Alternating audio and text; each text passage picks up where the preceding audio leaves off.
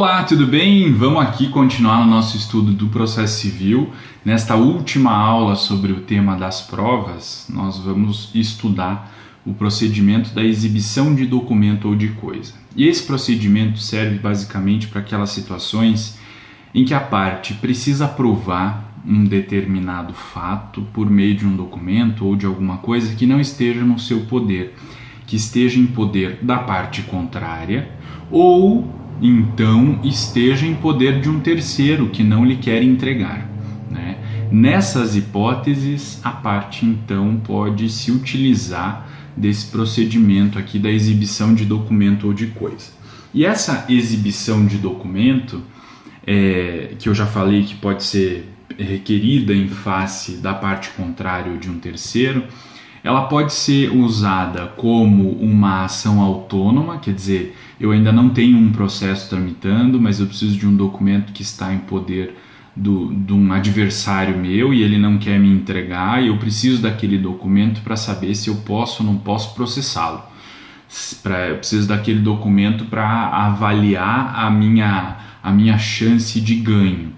Sempre que isso acontecer, né, que não houver um processo em trâmite ainda e que se quiser a exibição do documento ou da coisa com a finalidade de ter acesso àquilo para verificar se vale a pena propor uma ação, aí o procedimento a ser utilizado é o da produção antecipada de provas que a gente já estudou.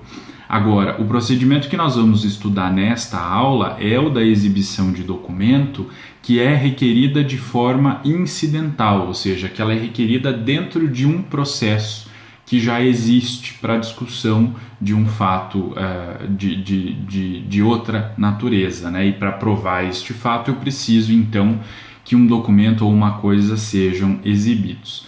E esse dever de exibição, né, ele está previsto no Código de Processo Civil em dois momentos, né? A doutrina vai explicar quando trata dos fundamentos desse dever que a parte tem ou que um terceiro eventualmente tenha de exibir um documento ou uma coisa, lá no artigo 379, inciso 3º, e o artigo 380, inciso 2º. Vamos verificar o que eles disciplinam. O 379, preservado o direito de não produzir prova contra si própria, incumbe à parte, inciso 3, praticar o ato que lhe for determinado. E o artigo 380 trata do dever do terceiro, né? Incumbe ao terceiro, em relação a qualquer causa, inciso 2, exibir coisa ou documento que esteja em seu poder. Esses são, basicamente, os dois fundamentos legais que justificam aí esse direito de ter acesso a um documento ou uma coisa que não estão em meu poder e que estão em poder da parte contrária ou de um terceiro. E é por isso que o artigo 396, né, disciplina que o juiz pode ordenar que a parte exiba documento ou coisa que se encontre em seu poder. Esse é o primeiro dispositivo que trata especificamente aqui da exibição de documento ou de coisa dentro da seção 6, né, como um dever da parte a partir de uma determinação do juiz. E aí você pode estar se perguntando, tá, e aquela previsão lá do artigo 5º da Constituição que confere à parte um direito, uma garantia fundamental de não produzir prova contra si? O que a doutrina e a jurisprudência interpretam nesse sentido é que essa garantia se destina à possibilidade de não produzir provas contra si no âmbito criminal. Então, sempre que um documento ou uma coisa puder implicar em produção de prova contra si própria, no âmbito criminal, a parte ou terceiro pode se recusar a exibir. Quando isso não implicar, né, em consequências criminais, não há a possibilidade de invocação dessa garantia prevista na Constituição Federal. E aí nós temos basicamente, quando se trata dessa exibição de documento incidental, quer dizer, já existe um processo e dentro desse processo eu vou requerer a produção, a exibição do documento ou da coisa, são dois procedimentos diferentes, porque como a gente viu, é possível que se requeira a exibição com relação à parte contrária ou com relação a um terceiro. E para cada um deles vai ser um procedimento diferenciado, com consequências diferentes, inclusive. Vamos primeiro analisar o procedimento de requerimento para a exibição de documento ou de coisa com relação à parte contrária, né? Então, o requerimento está previsto lá no artigo 397, para dizer que o pedido deve conter 1. A individuação tão completa quanto possível do documento ou da coisa, isso porque, obviamente, a individuação desse documento ou dessa coisa é requisito essencial para que a parte contrária e o próprio juiz possam identificar se de fato é aquele documento ou é aquela coisa que se queria que fosse exibido. 2. A finalidade da prova, indicando os fatos que se relacionam com o documento ou com a coisa. Às vezes acontece nesses contratos feitos por telefone, né? O consumidor fez um contrato por telefone e não lhe foi enviado ou não lhe foi enviada uma cópia daquele contrato. Ele não sabe exatamente quais são as cláusulas daquela negociação que ele fez. E aí ele solicita, né, a apresentação desse contrato pela via extrajudicial e a empresa acaba não apresentando. Então a parte pode propor uma ação, né, sei lá, pedindo dano moral em razão de abusos cometidos pela empresa contra ela, e para demonstrar que ela tem uma relação com aquela empresa, ela precisa do contrato, só que a cópia não foi enviada a ela. Então lá na petição inicial ela vai descrever o contrato que ela entabulou e vai requerer, isso pode ser feito já na petição inicial, para que o juiz determine que a parte contrária, nesse caso a ré, apresente aquele documento. Agora, quando eu quero fazer isso aqui nos termos da exibição de documento, para que tenha os efeitos, as consequências da exibição de documento, eu preciso seguir à risca essas exigências do artigo 397, notadamente o inciso 2. Preciso indicar a finalidade da prova e os fatos que se relacionam com aquele documento. Então eu preciso dizer o que eu quero provar com a juntada daquele contrato que não está comigo, que está com a outra parte, que eu quero que o juiz determine que ela junte, né? Quais são os fatos que se relacionam com aquele documento. Porque aí é a consequência. Caso o juiz determine que aquele documento seja juntado e ele não seja juntado por alguma razão, que o juiz não considere justificativa, né, ou que não haja justificativa para não juntada daquele documento, a consequência é de que aqueles fatos que eu queria provar com aquele documento vão ser considerados verdadeiros. Tá? Então, por isso que é muito importante essa individuação do documento e a indicação da finalidade dele. O que eu quero provar com ele? Quais os fatos que se relacionam com aquele documento e que eu quero demonstrar com a juntada daquele documento. Inciso 3. As circunstâncias em que se funda o requerente para afirmar que o documento ou a coisa existe, isso é importante, né? E se acha em poder da parte contrária. Então, é muito importante que a parte que está requerendo aquela juntada especifique também as circunstâncias para, ao menos, dar indícios de que, de fato, aquele documento existe e de que aquele documento está em poder da parte contrária. Pois bem, uma vez que isso tenha sido requerido desta maneira do artigo 397, obviamente que o juiz vai abrir a oportunidade para que a parte contrária se manifeste, né? Porque foi a parte contrária contra quem foi feito esse pedido de exibição de documento. Aí vem o artigo 398. O requerido dará sua resposta nos 5 dias subsequentes à intimação. E quais podem ser essas eventuais respostas? Ele pode afirmar que não possui o documento, né? Simplesmente faz essa afirmação, ou ele pode concordar que o documento está com ele, mas ele pode se recusar a apresentar esse documento.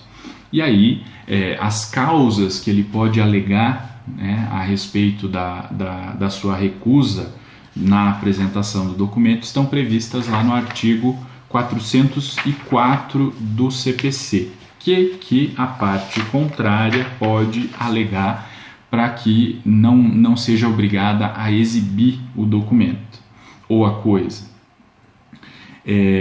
Se, inciso 1, concernente a negócios da própria vida da família.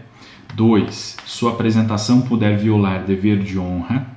3, sua publicidade redundar em desonra à parte ou ao terceiro, bem como a seus parentes, consanguíneos ou afins até o 3º grau, ou lhes representar perigo de ação penal. Inciso 4, sua exibição acarretar a divulgação de fatos a cujo respeito, por estado ou profissão, devam guardar segredo. 5, subsistirem outros motivos graves que, segundo o prudente arbítrio do juiz, justifiquem a recusa da exibição. 6, houver disposição legal que justifique a recusa da exibição. Então, essas aqui são as causas que podem justificar, obviamente que a parte vai alegar essas causas para tentar justificar a sua recusa de apresentar aquele documento, mas ela vai precisar demonstrar que aquele documento ou aquela coisa de fato se enquadram em uma dessas hipóteses aqui, né? E o artigo 399 dá para o juiz os parâmetros para que ele analise essa recusa de apresentar o documento ou a parte, o documento ou a coisa. Para dizer o seguinte, o juiz não admitirá a recusa se 1. O requerido tiver obrigação legal de exibir. Por exemplo, nesse caso do contrato, né?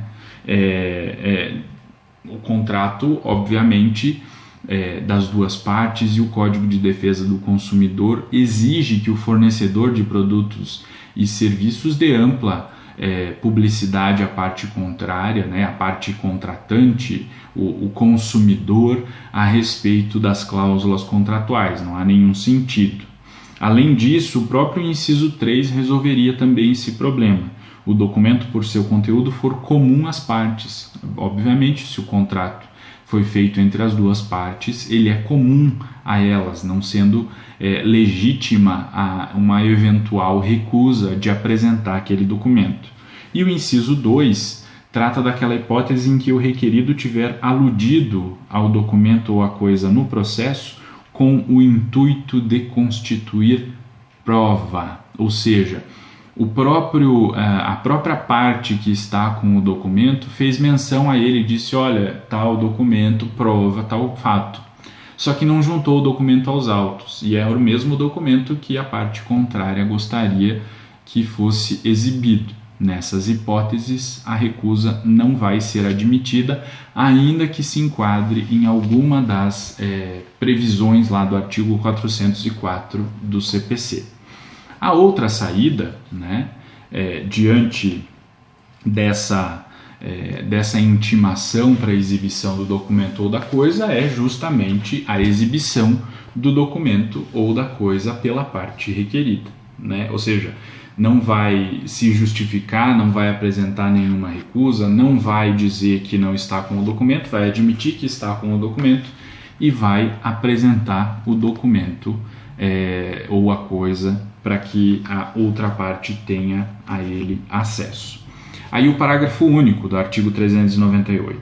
Se o requerido afirmar que não possui o documento ou a coisa, o juiz permitirá que o requerente prove por qualquer meio que a declaração não corresponde à verdade. Aqui tem uma questão interessante. Então vamos resgatar aquele exemplo com o qual nós estávamos trabalhando no início da aula.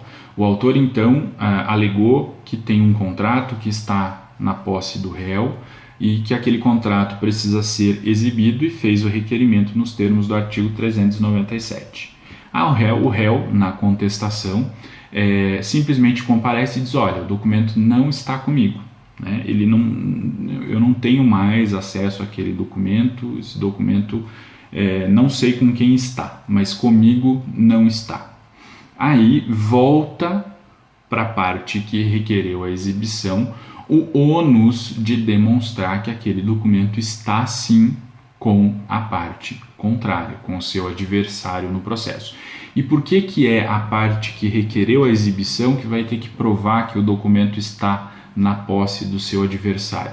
Justamente porque seria impossível para a parte requerida, nesse caso, demonstrar que o documento não está com ela, né? Porque aí seria a prova de um fato negativo.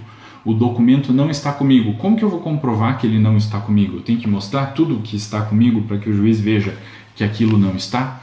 Isso seria impossível. Então, caberá a parte requerente nesse caso, e quando eu falo parte requerente, pode ser tanto o autor quanto o réu, né? Porque qualquer uma das partes pode requerer a exibição de documento. E aí vai caber à parte requerente a demonstração de que aquele documento ou aquela coisa estão de fato com a parte requerida. Agora a decisão, né? Depois de travada essa discussão toda, o juiz vai decidir a respeito da exibição do documento ou da coisa. E a disposição sobre isso está lá no artigo 400. Ao decidir o pedido, o juiz admitirá como verdadeiros os fatos que, por meio do documento ou da coisa, a parte pretendia provar. Se 1. O requerido não efetuar a exibição e não fizer nenhuma declaração no prazo do artigo 398. 2. A recusa for havida por ilegítima.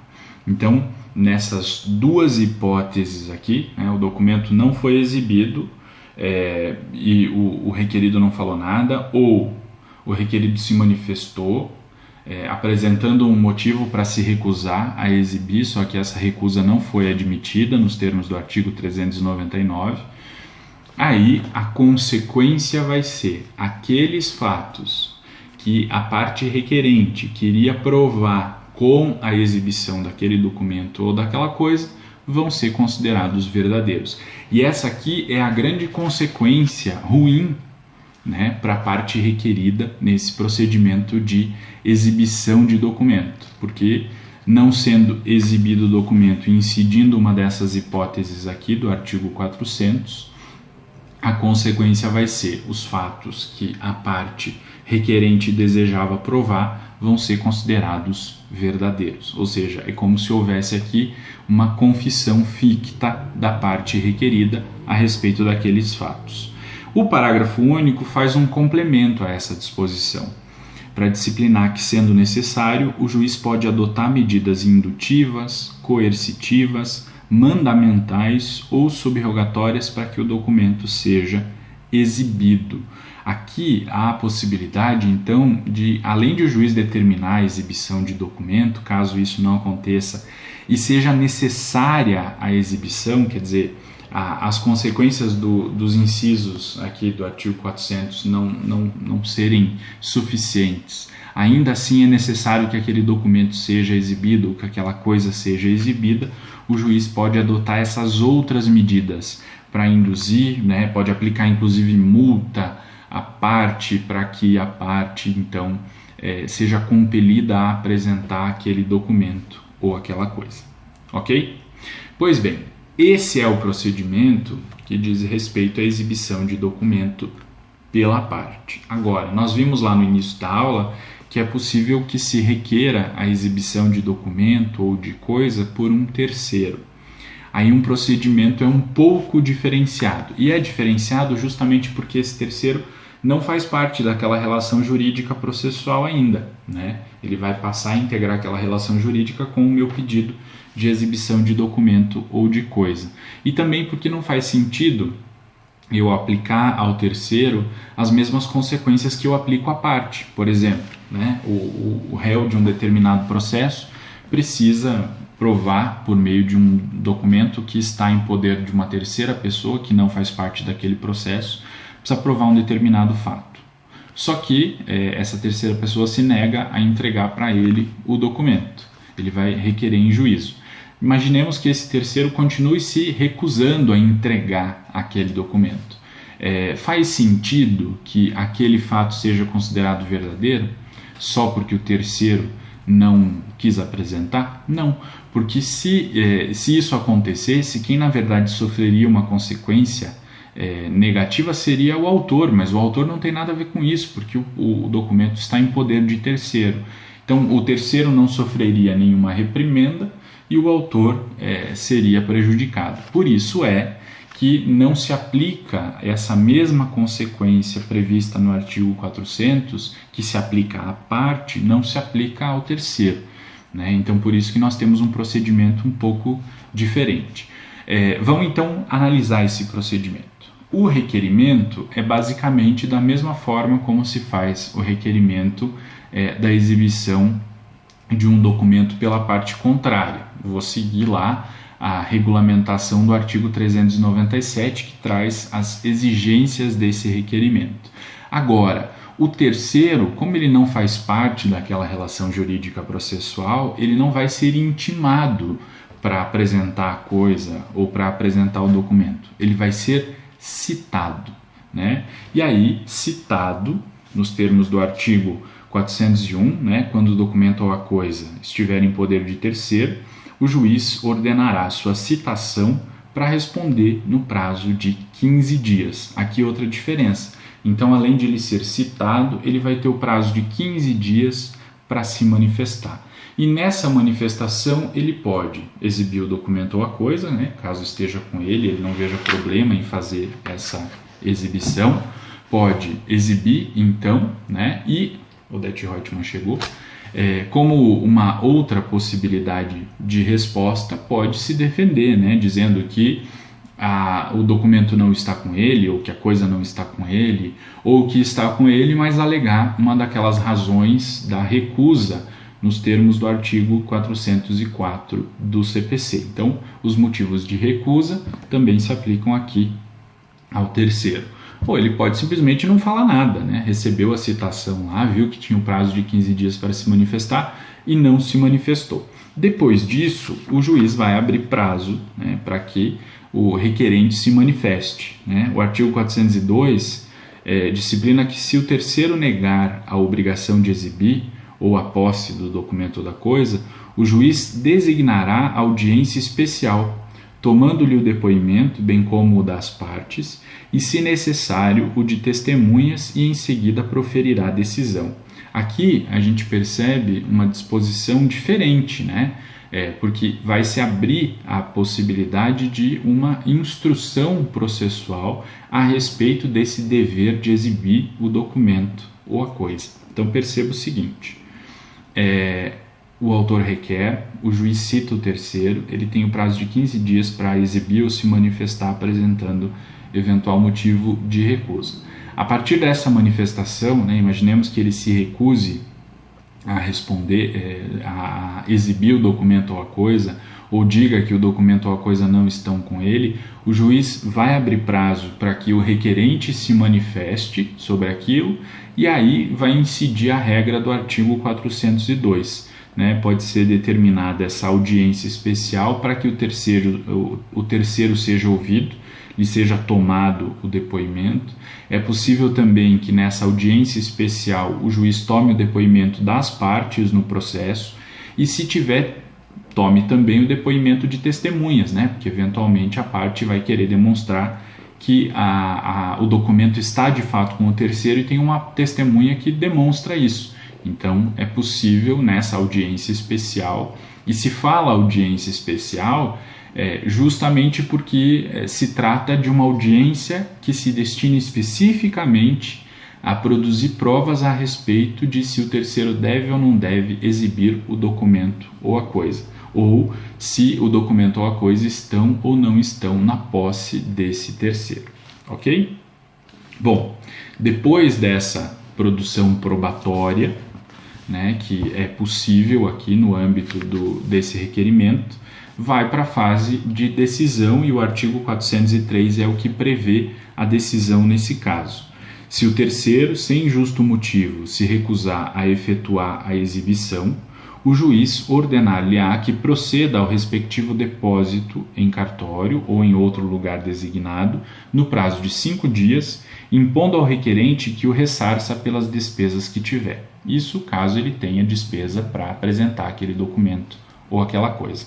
Então, nessa decisão, o juiz vai ter que considerar as provas produzidas, nos termos do artigo 402, para saber se de fato o documento ou a coisa estão em poder de terceiro.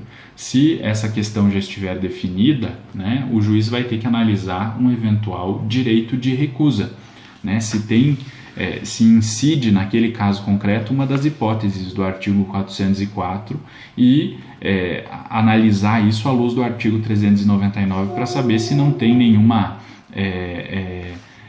daquelas hipóteses que afastem o motivo da recusa de apresentar o documento ou a coisa. E aí, ao decidir isso, se o juiz concluir que o terceiro tem o dever de exibir o documento ou a coisa, vai determinar que ele faça isso nesse prazo de 5 dias aqui.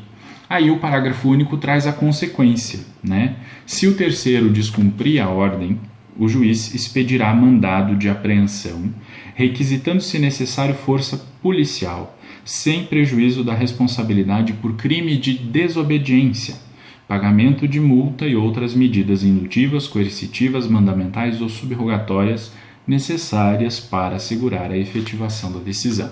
E aqui é outra diferença da exibição contra terceiro em relação à exibição contra a parte.